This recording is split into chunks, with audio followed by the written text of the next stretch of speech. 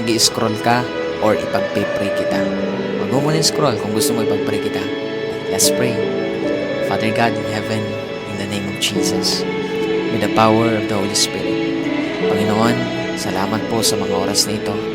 Nabuhay pa rin kami kasama po na aking kapatid na nasa kabilang screen. Lord, hindi po aksidente na pinili niya na manalangin, Panginoon, kasama ko, Lord God, sa mga sandaling ito. Hindi siya nag-scroll, Panginoon. Lord God, hindi po aksidente na pinapakinggan niya ngayon, Panginoon, ang panalangin ito. Kaya dalangin ko, Panginoon, anuman yung mga bagay na tinatago ng taong ito, ng mga nararamdaman niya, Panginoon, O God, mga kabigatan na yan na sinasarili niya, Panginoon. Tulungan niyo po siya, Lord. Panginoon, bigyan mo siya ng lakas na galing po sa inyo. Tulungan mo siya, Panginoon, na magtiwala sa inyo at isuko lahat-lahat, Panginoon. Lord, walang bagay na hindi mo alam sa buhay namin, lalo na sa taong ito na nandito sa screen, Panginoon. Alam mo, Lord, kung paano siya nasasaktan. Alam mo, Lord, yung kanyang mga pagluha. Alam mo, Panginoon, yung kanya pong karamdaman. Alam mo yung kanyang suffering, Panginoon. Lahat yan ay nalalaman mo, Panginoon. Kaya naman, Lord, tulungan mo siya ngayon, Lord God, na i-lay down ito sa inyo, Panginoon.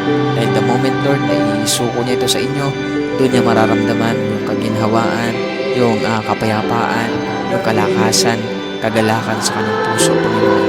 Kaya I pray right now, Lord, hayaan mo ibuhos mo ngayon ang kapayapaan na hinahanap niya, Panginoon. Hindi niya yung makikita, Lord, sa ibang bagay, kundi makikita lamang niya ito sa inyong presensya. Kaya lukuban mo siya, Panginoon, ng inyong presensya sa mga oras na ito.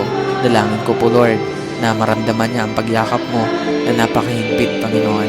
Kaya mo, Lord, sa pagyakap mo, makita niya, Lord, maranasan niya, Panginoon, ang inyong pagkilos, makita niya, Lord, na may binabago ka sa kanyang buhay, maging sa kanya pong sitwasyon.